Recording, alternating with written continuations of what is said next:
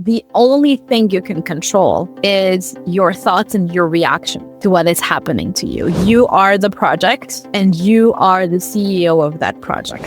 Not fire yourself. I think you shouldn't, right? So I think there is a need to always stop and reevaluate. Just to give you an example, the job market at the moment is just horrible, but you cannot control it. What you can control is the input, is the effort that you put into connecting with people, into adjusting your resume, into putting yourself out there, into building your brand, into educating yourself. Welcome to Beyond the Thesis with Papa PhD, your weekly inspiration for post-PhD career development. With me, David Mendes. Today, I have the pleasure of having with me Yamina Berchiche. Dr. Yamina Berchiche is the founder of Yamina's Consulting Corner, where she advises biotech companies, investors, and CROs on GPCR pharmacology strategies and data-driven program decisions. Her work draws on over 2 decades of experience spanning both academia and industry. Prior to her industry career, Yamina earned her PhD in biochemistry and completed her postdoctoral research at institutions including Rockefeller University. Her academic work focused on G-protein-coupled receptors, or GPCRs, studying chemokine receptor signaling, biased agonism, and receptor conformational changes. Her research has been published in prominent journals like Science and Molecular Pharmacology. Yamina is also a key figure in the broader GPCR community. She is the founder of the Dr. GPCR ecosystem, a global nonprofit platform that connects scientists, biotech leaders, and CROs. Her leadership, the platform has grown over 1,300 members, hosted more than 24 scientific events, and established partnerships with 8 organizations. She also hosts the Dr. GPCR podcast, having recorded over 180 episodes that amplify voices across the field. Welcome to Beyond the Thesis, Yamina. It's a pleasure to have you here as a fellow scientist, but also as a fellow podcaster. It's super exciting that we crossed paths, and I can't wait to hear you share your story. Thank you, David. I'm very excited to be here. It's very interesting to be on the other end of the microphone and not being the one asking the questions. Thank you for having me. Well, it's really a pleasure, and this day is special to me also because I just learned that Beyond the Thesis has been nominated amongst 5 nominees to the Outstanding Educational Podcast category of the Canadian Podcast Award. So I'm super happy today, and I'm sure it's going to be a great conversation. Now, from very technical, and like I said, we talked about some molecules there and GPCRs, etc., to being almost kind of a community leader and someone who gels people and organizations together to get a sector moving forward. It's very different being at the bench and doing what you do today. Please talk us through how this evolution happened. I'm sure, you didn't come out of your PhD or your postdoc and say, this is what I want to do. Thank you, David. That's a great question. Before I answer that, I just want to say congratulations for the nomination of the podcast. Thank you. It's a beautiful milestone. It's very impressive what you've been doing. Just to start us off, to be 100% transparent, I ended up doing a bachelor's, a master's, and a PhD in biochemistry. But the funny story about choosing biochemistry for my bachelor's is I do remember after Cégep coming out and looking at that sheet, and you have to pick your choices 1, 2, 3. And I put biochemistry before chemistry because it started with a B. It's as simple as that. I wasn't sure. To be honest, I'm happy that I picked biochemistry because I was never good at chemistry. Not that I didn't enjoy it. It wasn't something I could be very good at. So I ended up in a PhD program because I wanted to teach. I finished my bachelor's in biochemistry at the University of Montreal. I had the opportunity to work in the lab, and I really enjoyed it. So the professor invited me to work in his lab for a master's. And during my master's, he said, if you join my lab for your PhD, you can come and teach a class. And it ended up being 3 classes. And I very much enjoyed teaching those classes, not only taking content, but designing the content.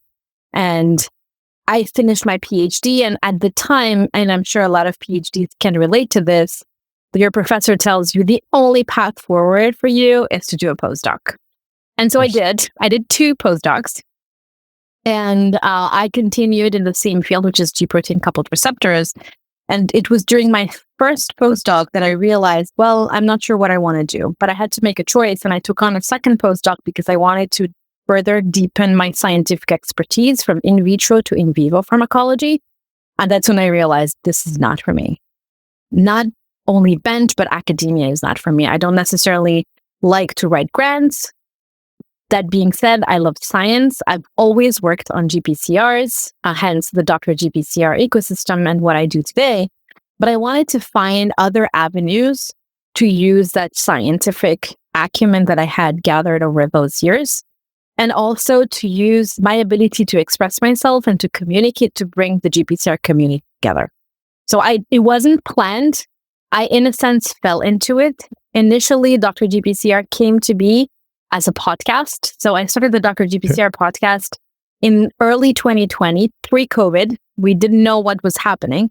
And I had 3 goals with the podcast. Number 1, use a new outlet to talk about GPCR discoveries. Number 2 was to capture the stories behind the discoveries. As I'm sure everyone listening to the podcast who's ever worked in the lab, when you write the paper, it's the end result. Everything else, all the difficulties, all the failed experiments, you can't capture them in a paper. So that's what I wanted to capture. And number 3, I wanted to inspire the next generation of GPCR scientists to join us. So out of that came the podcast, and we grew into this nonprofit platform. But in parallel, I continued working at the bench in industry. And that's when I realized, well, number 1, grant writing, not for me. Number 2, working at the bench, not for me. And that's when I took my communication skills and my scientific skills and went into sales and marketing, and then into commercial business development, and then went back to the biology itself and worked as head of biology at a company. That's a very predictable, to me, path. I would say also improbable, because usually you think, you kind of, if you ask someone on the street, they'll say, so research and marketing, do they cohabitate, or are they kind of more watertight compartments? And people will kind of put them in separate islands, right? And here you are finding a path, first finding a mission, and then saying, what I'm going to do to actually accomplish this mission is actually going to marketing. I'd love to maybe dig a little bit more into, if you can, revisit that moment of reflection and of realizing that's actually where I need to go for the next level of what I want to do, because it's really not an instinctive connection for me. Yeah. And I want to, maybe before I get to that, I would just want to stop. I'm looking at, for example, job descriptions on LinkedIn, and a lot of job descriptions, especially in these higher director positions, they started to show up. There's a key sentence that started to show up. It's progressive leadership, experience. And by progressive is what people think about is, you start off at the bench and then you go up the ranks and then you eventually end up in those positions. Well, that's not what I did. I did not have, I took multiple experiences from multiple types of jobs. But just to go back to your question, I was at the bench. This is early 2020. I'm not happy with what I'm doing. The podcast is my outlet. And then COVID hit. And then 1, I didn't want to go back to work at the bench. Number 2, I wanted to show myself, but us also future employers, that just because I have a PhD and 2 postdocs doesn't mean that I have to be at the bench all the time. And it was easier said than done. I had to convince a lot of people that just because I have a PhD, that doesn't mean that I cannot talk to scientists and help them figure out what products they should be using. Yeah. And I chose carefully the words I used, because oftentimes I had interview questions around how do you organize yourself? And I feel like the PhD teaches, and also the postdoc teaches you on how to organize yourself, how to come up with the hypotheses, how to figure out what are the experiments, what are the questions I want to answer, and what are the experiments I have to run in order to answer those questions. And you take that, let's say, framework out of the PhD and basic research context, and you put it in a different, and it's the same thing. What are my objectives? What are the tools that I need? And how am I going to get there? And how easy was it to then dive into this world of marketing and sales, which again is not only foreign to someone who's just been in academia, sometimes it's even repulsive, I would say, or fear-inducing. Yes. How did you navigate that? Yes. So when you think about, sales reps and you work in the lab and you see the sales rep coming and going with their flyers and backpacks, and I didn't have to do that. I wasn't a sales rep. And I do understand, people from both ends. One, the scientist who wants to do their research, and the sales rep who wants to give you a flyer, and then the sales rep wanting to stop you. But I took a different approach to this. My work was to help scientists in the lab, my customers, get the products that they need in order to achieve their goals, their research goals. And I was responsible for 100+ accounts, both in academia and industry. And the luck I had is that I ended up working at a company called Abcam. I don't know if you're familiar with them, but Abcam is an antibody company. They have a lot of products. I think they have over 130,000 products in their catalog. I use their antibodies in my PhD. Exactly. And I was lucky because the team I was on was a fantastic team. I was the only PhD on the team. And so what my, at the time, manager did is that she set me up with the most veteran salesperson on the team for a 2-week training session. And shadowing the person. It's completely shadowing the person. And what I learned is not the science, but the science of people, or how to approach people, how to ask someone a question to make them think about the planning of, do I buy 1 kit, 1 tube of antibody, or do I buy 5 because there is a sale happening right now, or I have to think about the lead time, how long it will take if I don't order the 5 kits now. It was a lot about forming connections and learning how to communicate with people. Yeah, communication is so important. And I guess, you're here with me today. So as soon as you did your first sale or whatever, you didn't turn to dust. No, I actually reached 111% of my sales goals after the first 6 months. And all I did is really help customers and answer their questions, help them fulfill orders. I learned a lot about the logistics behind the business when you have to produce, ship, and deliver, products, any types of products. It's a whole other world. Also a lot about all the software that you need to use in order to, fulfill these orders. How do you track? How do you figure out how many tubes you have, how many boxes you have, and where are those boxes? In Japan, in Australia, or, next door? Oh my goodness. You got exposed to that whole world, and these are big companies, like you say, like you just mentioned, that sometimes things come from very far away. Before going on with my conversation with Yamina Berchiche, I just wanted to leave you a little personal message. You may have noticed that last week there was no episode of the show. Well, right now I am trying to walk my own talk and applying all that I've shared with you throughout these years of Papa PhD on my own job search. So I'm still here, I'm documenting my own job search process so I can eventually share what I learn with you. In the meantime, you can reach out and support the show on patreon.com/papaphd or on buymeacoffee.com/papaphd. Any little help will contribute immensely to keeping the Papa PhD mission alive. Thank you for being a fan. Now, a curiosity of mine, based on what you learned there, and I'm just sticking there for a few seconds more.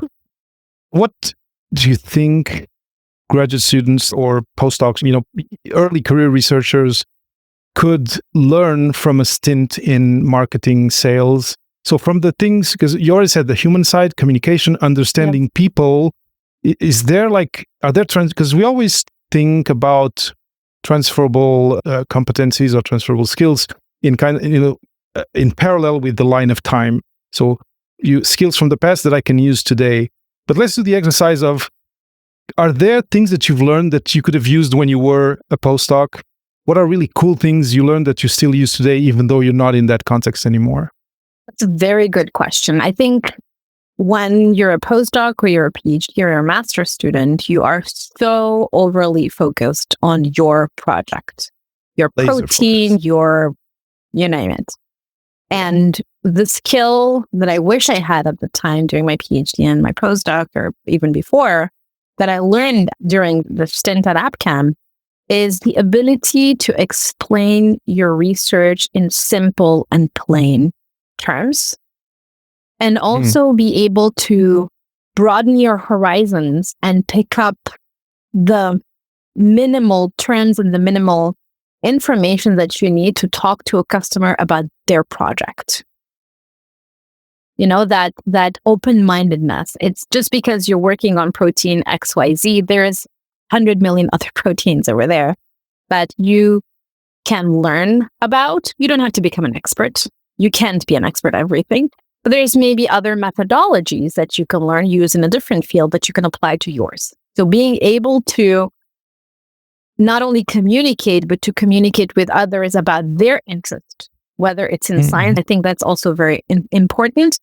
And one thing I'd like to add is if you want to get to know someone, you should learn a little bit about what their interests are, scientific or otherwise, and ask them questions. I love it. And I think it does make sense. And if you who are listening or watching are a longtime listener of the show, you know that conversations are the center of all I recommend for career clarity after graduate school.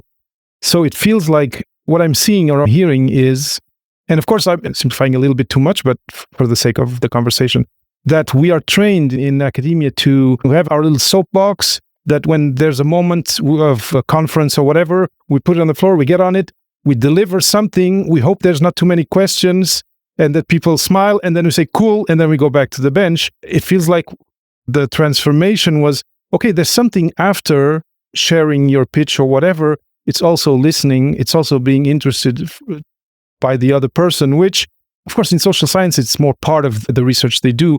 But when we, like us, in the lab, at the microscope, at the microtome, whatever, not so much. Am I reading what you said right? No, absolutely. It's not everything revolves around your protein, plainly put.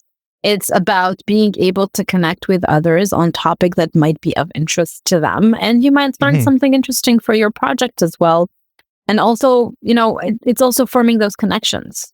Which leads me to what you do today with the Dr. GPCR ecosystem. You are making these connections. And because one of the things that young graduates or people in the last years of their PhD kind of ask me and are anxious about is, where do I fit in the job market if I don't become a professor? We now know that 80% of people will need to find something else to do. Becoming a professor is a rare outcome today. It seems that after 6 years of podcasts and now this conversation with you, one of the things people don't suspect is that there's need of people like us with a scientific background to bridge communities, bridge ecosystems, because we've been in one which is a bit specialized, but we've also learned to, like you in sales and marketing, learned another language, and then we can make both communities. There can be crosstalk through us, through our bridging. I wonder whether you agree with this idea, if you maybe know other people who are other examples of the same thing, but it feels to me that that's where you are, and that you couldn't be doing what you are doing if you hadn't gone through the PhD, research, postdoc, etc. I wonder if that resonates with you. What I actually want to do is to kind of reassure people out there who are finishing or who have just finished or who are in the first or second postdoc that there's place for them. And a lot of these places are doing something similar or akin to what you're doing, which is bridging these two universes. Yeah. That's all I want to cover, because they're anxious. They fear that there's no place for them and that they're going to have to fight an uphill battle and maybe hide their PhD, hide their degree to get a job, which is tragic to me. One thing I want to mention is, without wanting to scare anyone, I think it's a very interesting time that we're living. The job market is in flux and it's very difficult. And maybe the best way to approach this is not to try and hide your PhD. I don't think you should hide it. I think you worked so hard to get your degree. But I think you should learn, first of all, what are your skills that you are very good at? And then what is the lifestyle that you want to have? Do you want to work from home? Do you want to work remotely? Do you want to work in the lab or not? And then number 3, look out there and talk to people who might have positions that might be an interest to you. So really reach out to people. If you reach out to someone and say, hey, I found you on LinkedIn. I really like what you seem to be doing. Would you have 5 minutes to answer 3 questions for me? I'm looking at my next step. And I can guarantee you that most people will say yes. If they don't respond, that's okay. It's not personal. Maybe they're busy. And I think once you have that information, figuring out what are your skills, what is the lifestyle, what type of work do you want to do, who are the people who do that work in order to figure out, is that a good fit for me or not? Then after that, you can put a name or a title on that job that you might want to have. And once you have that, let's say patent agent, right? I don't think you need a law degree for that. You can be a scientist who is a patent agent. Then what you do is you go back and you look at your experience and you write it in a way that it fits that patent agent job description. And you update your LinkedIn and you start reaching out to people. And your resume should reflect that experience that you're bringing. And at the end of the day, think of your career path as a project, as your PhD project. The only thing is that you are 2 things. You are the project and you are the CEO of that project. And you're the product that you're selling. Exactly. You are selling yourself. And you should never take it personally if, people ghost you, don't respond to you, or reject you. That is a bullet dodged. It's painful when it happens. I have a friend of mine, just to give you an example, and I think 3 years ago, I pick up the phone. This friend is crying on the phone, literally crying, having a crisis because of a postdoc mentor. Really, really dramatic. And I said, look, it's not your fault. This is a situation that you need to get yourself out of. It's not you. It's not your skills. It's not your motivation. It's not your work. It is just a situation that happened. And it's hard to be in, but try and decide what you want to do. Do you want to continue or do you want to look for another postdoc? And this person looked for another postdoc. And now 3-4 years in, is happy as a clam and got engaged, met their partner there. Amazing. One of the things that makes it difficult, and I wonder if you'll agree with this, but talk about rabbit holes, especially the PhD, you get drawn into this like 4, 5, 6 years, depending, sometimes some places 3 years, like in Europe, but 4, 5, 6 years, very like laser focused project. You may even change continents like I did to do it. So even lose some of your social network or social safety network, let's say, like friends, family, etc., are now far, far away. It's easy to somehow develop this, lose your peripheral vision because you really focus on, okay, now I'm doing this, I need to finish it. Maybe I'm already troubleshooting because it's not really going as well as I expected. So you go into this tunnel vision so much that you don't realize that just by raising your head and looking around, you might find a solution for this problem. In this case, that you're saying it's a personal problem with the person who's your PI or supervisor. Maybe implementing kind of a rule of each 3 months, I take a day off and I reflect on where are things going. Do I still want to go here? And if not, how do I reorganize? Because you can get sucked in like a black hole in a certain way. I was sucked into these black holes during my first postdoc because, it was just, I need to repeat this experiment one last time because the error bar on the last concentration point is too high. And oh God, I need to do this. And I was so focused on that. And the reality is it goes back to, in a sense, knowing yourself and stopping yourself from getting sucked into this. It goes back also to what I was saying is that the only thing you can control is your thoughts and your reactions to what is happening to you. You are the project and you are the CEO of that project. Not fire yourself. I think you shouldn't, right? So I think there is a need to always stop and reevaluate. just to give you an example, the job market at the moment is just horrible. But you cannot control it. What you can control is the input, is the effort that you put into connecting with people, into adjusting your resume, into putting yourself out there, into building your brand, into educating yourself. That's the only thing you can control. Yes, you should set goals, but you are not the only person or the only factor that controls the end result. The only thing you can control is focus on your input. And that's how I survive, basically. That's how I survived a lot of these situations. I, for example, have on my wall a piece of paper that says Freedom Wall, and I use a Post-it system. Actually, I did it for 3 months, and after that, I figured I didn't need it, and then I come back to it whenever I need it. So every time I felt like, nothing happened, nothing major happened, because in parentheses, let me just mention that, and I'm sure, David, you can relate to this, us PhDs tend to focus on the big wins. Not on the small wins, So you go from super dopamine high to very super dopamine high, and in between, you're at rock bottom, right? That's not a good way to do it. So in order to focus on my input that drives me towards my goals, is every time I complete something even minor that's part of my to-do list. And then I write it on the Post-it and say, I don't know, job ad or job CV submitted or something like that. And then I put it on my wall. And at the end of the week, I take a picture and then I have it and I collect all my posts and I put it in a notebook and I write down a couple of thoughts around how did the week go? Did I finish what I wanted to do or I didn't finish what I wanted to do? And then it all starts over because this is what you can control. You take stock of even the small wins. Yes. When you see the pile of Post-its for the week, you're like, well, I might feel like I haven't done anything, but look, no. And then this way you train your brain to also focus on the small wins, on the little things that move you forward. Yeah.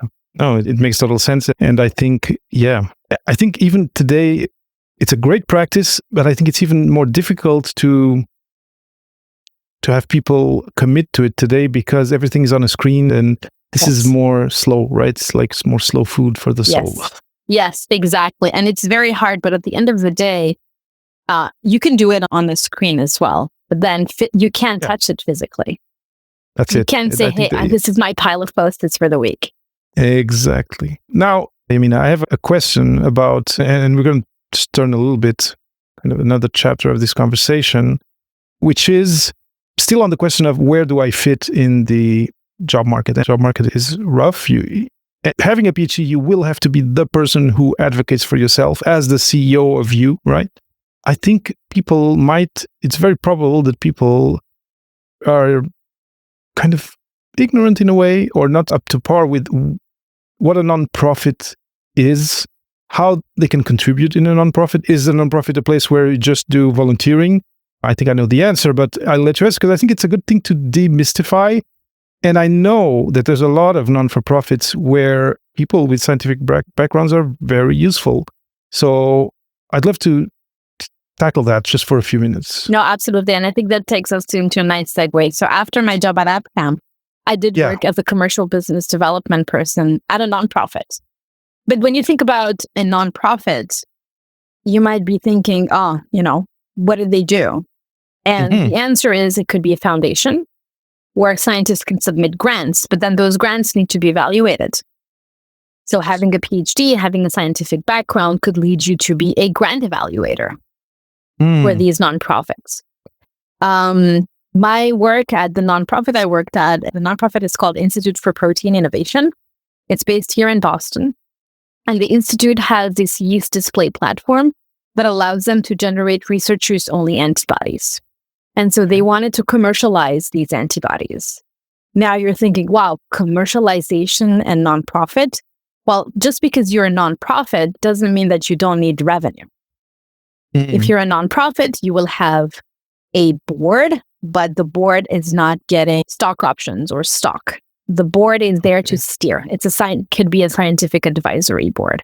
You still have to have employees. People still get paid. People still have jobs. And so my work at the Institute was to help commercialize these antibodies. And questions arose, for example, which target should we be working on? The institute is focused on surface proteins. Great. Which ones, right?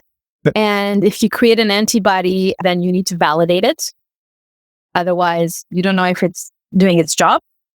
And then my job was also to identify what other antibodies are there on the market for this particular target. And then who are the key opinion leaders? Who are the scientific leaders in the community for this particular target who might be interested in testing this? So it goes back to science, because you need a scientific background, goes back to communication, goes back to talking to peer scientists, and also thinking about marketing and putting something out on the market. So I was involved in the design of the data sheet of the antibody that we were putting out.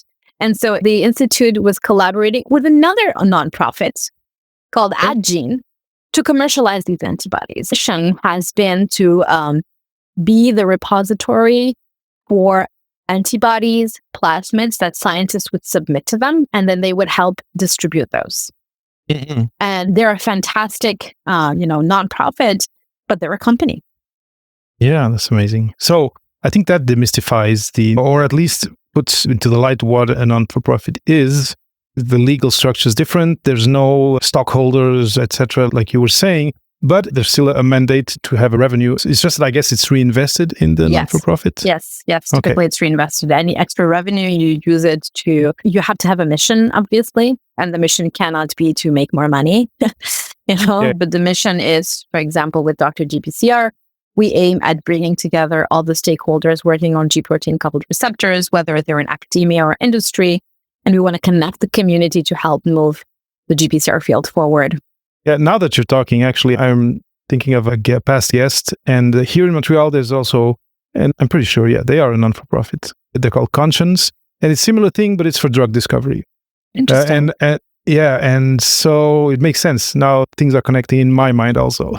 Now, a curiosity, because people also can think, now, okay, great. Now, how do I find that job? And the question is, what was the name of your position, if you still remember the nonprofit? it? Yeah. Or in another way, what can people put into LinkedIn to look for positions in these types of organizations versus corporate organizations? That's a good question. I think it depends on what is the role that you want to get at these companies or at these nonprofits. They're not very different from your for-profit type of job. So it could be a marketing manager. It could be my particular role was commercial development manager. It could have been product manager. Yeah. Nothing fancy. Nothing in there indicates anything. No. Would you say that, let's say I'm in second year of my PhD and I see there's a non-for-profit in my ecosystem, like close by, or actually maybe close to the university or whatever. Does it make sense to go approach them and see, hey, do you need, can I volunteer in this non-for-profit? And can that be then leading, because of the networking, etc., to having some kind of path into that space later on? That's a very good question. And the answer is absolutely yes. For example, again, I don't work there anymore, but I know that at IPI, so since they have a lab, they had visiting students, they had postdocs come in. And so if you want to stay at the bench and you're looking to work at a nonprofit that has these capabilities, that's an option. But there's also an option to volunteer or even just to spend a summer there and do something different. Amazing. I think it's all about you figuring out what you want to do and then looking, especially with today's tools. I mean, you have LinkedIn, you have Google, you have AI. There is a lot of brainstorming that you can do using these tools and with your very particular characteristics and your background. Mm-hmm. Well, and thank you for that, because the question arose and I wasn't sure of your answer, but I'm happy it's yes, because I think one of the things that is going to help people going forward, especially if things stay more or less like they are, it's to be differentiated because they have, they have been within a non-academic organization, maybe volunteering, maybe working or doing an internship or whatever. And here you're doing multiple things at the same time. You're networking, you're sampling the job market, and so creating your kind of map, your cartography of what you like, what you don't like, etc. And plus, you're building your CV also. Excellent. Exactly. Now, about the way you are helping. You are bridging communities today. I'd love to hear a little bit more about that, because Dr. GPCR ecosystem, it's very niche, right? Because it's around GPCRs, and it's interesting that you actually put the name in the name of the thing. Yes. But it also, for me, it's a very good indication for people listening or watching that your deep interests, maybe not your specific PhD or master's subject, but your general scientific interest is, although it might be niche, it may be a good indication of what you could do or what to look for when looking for a job or looking to create your job, which is also something that can happen today. And I'd be just curious for you to share a little bit of, what it is that you do, what sorts of events, so that people again can identify with you and say, look, she did all of this, a PhD, postdoc, and here's what she's doing. She looks passionate about her project, fulfilled. Also, I feel from what you're saying, that you're growing and you're looking to grow, but you're growing as we're talking.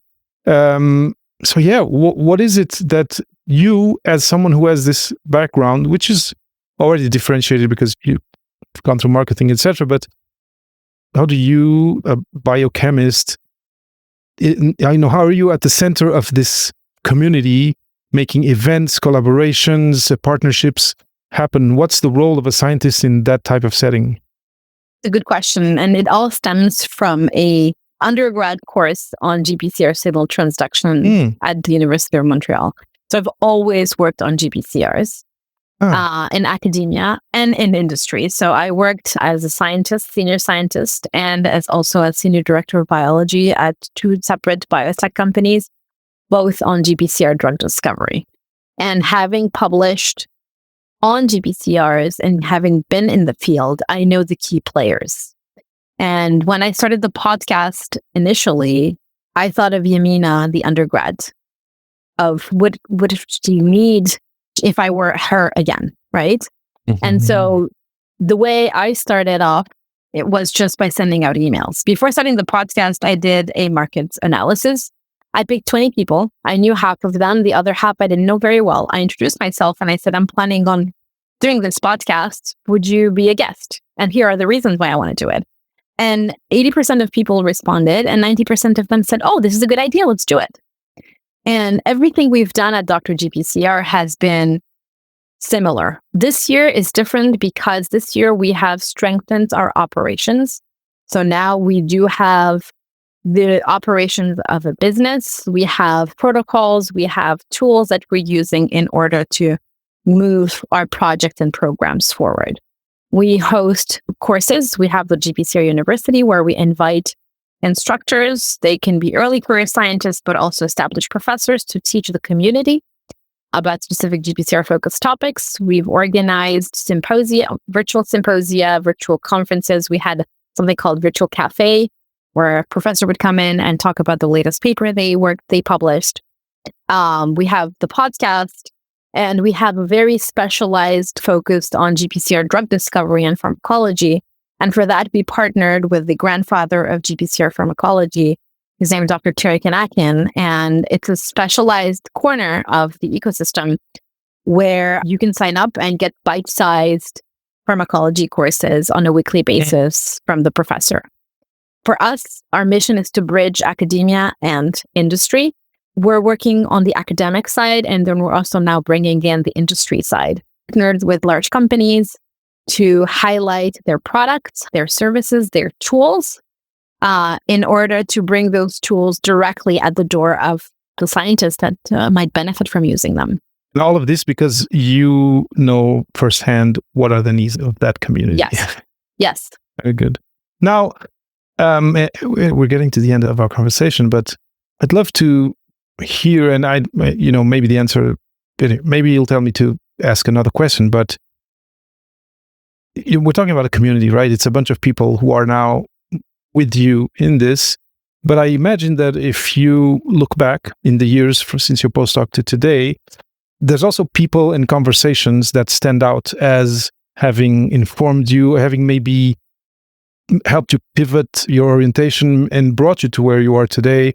I wonder, and I'm going to let you talk in a second, but our peeps, the PhDs, etc., they're listening to this and they're probably thinking, okay, now I'm going to pair my backpack and I'm going to do the same Yamina did on my own. I'm going to get to where she is on my own. And I'm sure that there's conversations, there's people, there's inspiration. Now there's probably a team around you, be it locally or not. There's people you work with, you collaborate that make things possible in this ecosystem that you've created. And I wonder if we can take the last few minutes talking about that, because it's important that people coming from where we come from understand that asking for help is okay, and it's actually part of the journey. And not just help, inspiration, mentorship, etc. Yes. So I did and do have mentors at every stage. And yes, asking for help. I always tell, so we have a very small team at Dr. GPCR, very small, very capable team. And what I tell everyone who joins the team is, if you don't know something, ask me, because I don't want you to spend 2 hours figuring out something that I could have given you the answer to in 2 seconds. And so to get back to the mentors, I've had one of my mentors, I've met them because they were giving a talk at a conference I went to. And I reached out to them on LinkedIn. They accepted my LinkedIn connection. And we went to the meeting and we never spoke at that meeting. Oh, wow. But then I reached out to Brian by email, and he'll know who he is. And I invited them on the podcast, and our podcast became 2 separate podcast episodes. And then we met in person, and then, and this is how it developed. It's not like I went and said, hey, would you be my mentor? Is that I started talking to people and asking them questions about their career, their trajectory. And then we just clicked, and we can now say that we're friends, Yeah. So yeah, don't hesitate to first, don't follow that reflex of, I can do it all on my own. If there's help, if you're still in university, if there's in entrepreneurship courses, if there's a science communication course, all of those things, do it. You're going to meet new people. You're going to learn new skills. If there are even like networking, because often universities now have these business spin-off departments, and sometimes there's mixers and things like that. Do that. Meet people. And then, I've learned this really not so long ago, because for years I was like mystified at people telling me, "Oh, I had a mentor," and I was like, "Where did you get them?" And I now understood not so long ago that often mentors don't even know per se that they're mentors. The person is saying, "Oh, this is my mentor," but it's because this person contributed something to their life in a conversation. Sometimes, I've heard someone like at a supermarket, talking a little bit of science, because there was, I'm not going to go into the details, but having a very insightful conversation that helped them. And for them, that person is a mentor. The person doesn't always know that they are a mentor. And that's an important point to share. Now, exactly. I think we're really, I really love for people who are watching, who are listening, to be able to reach out to you, to find your work, look at your ecosystem. Where are all these things online? And what's the best way to reach out to you to thank you for something you shared or reflect on something that resonated with them? The best way to reach out to me is through LinkedIn. It's not hard to find. I don't think there's many Yamina Berchiche, and you'll recognize the face as well. We do have a website. It's drgpcr.org. We do have a YouTube channel. We have the podcast distributed on all your regular podcast distribution channels. So you're more than welcome to check us out there.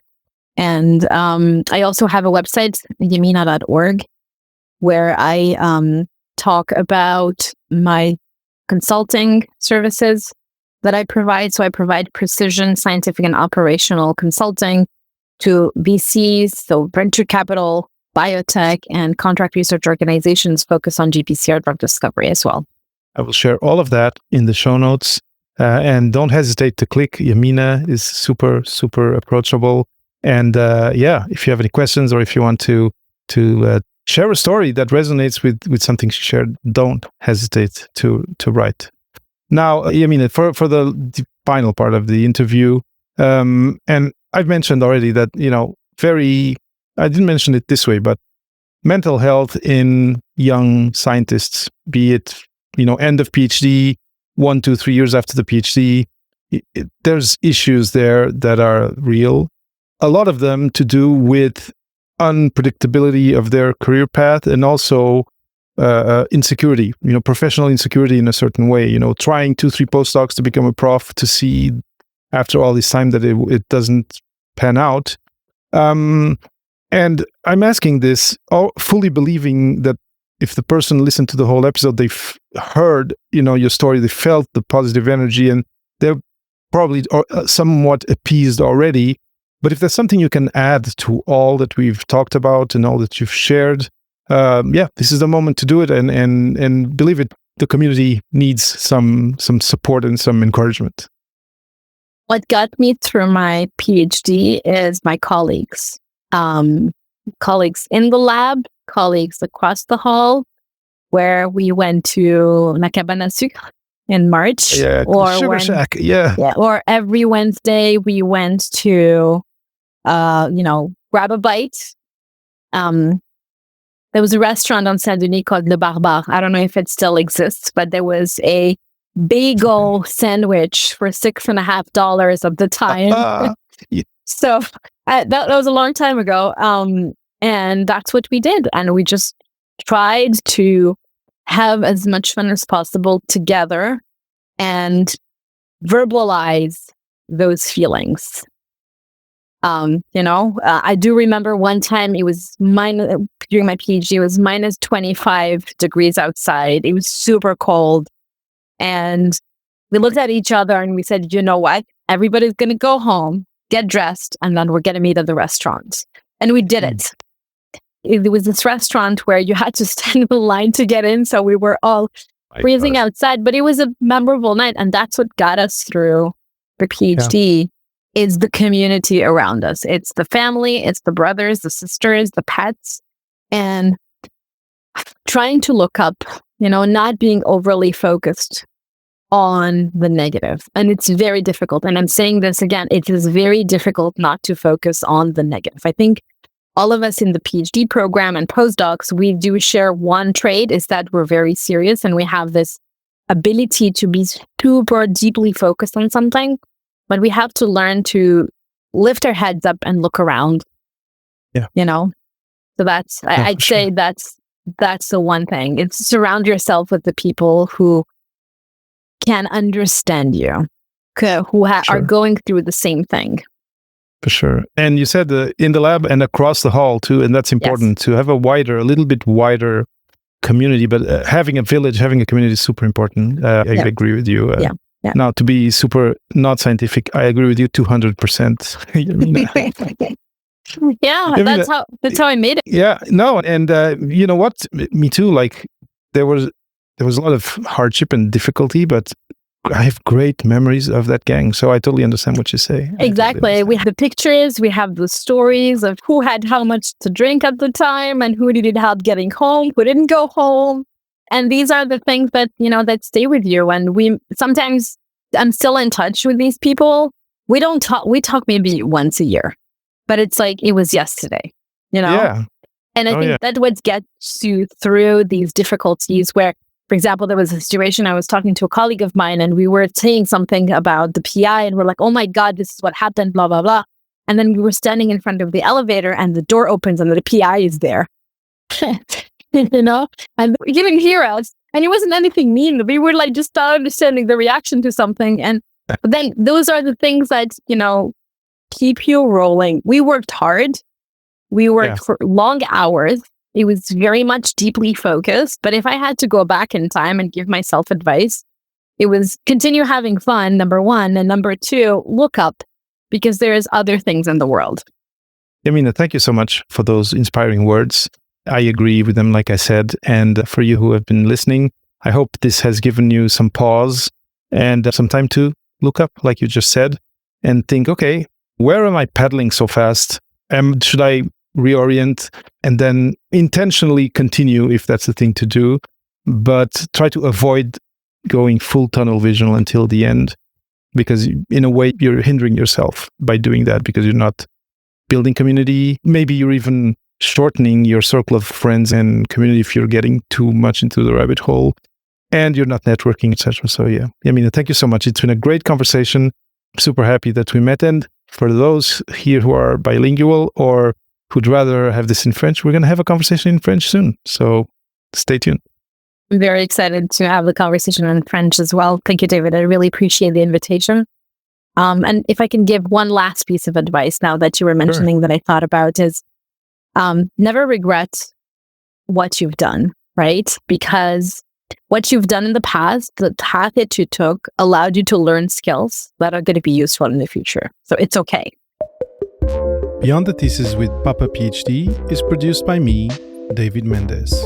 If you enjoy the show and want more of my work, please support the show on Patreon. Just go to patreon.com/Papa PhD and choose a tier. And if you just want to buy me a coffee, you can easily do it at buymeacoffee.com/Papa PhD. I'm David Mendez. See you soon.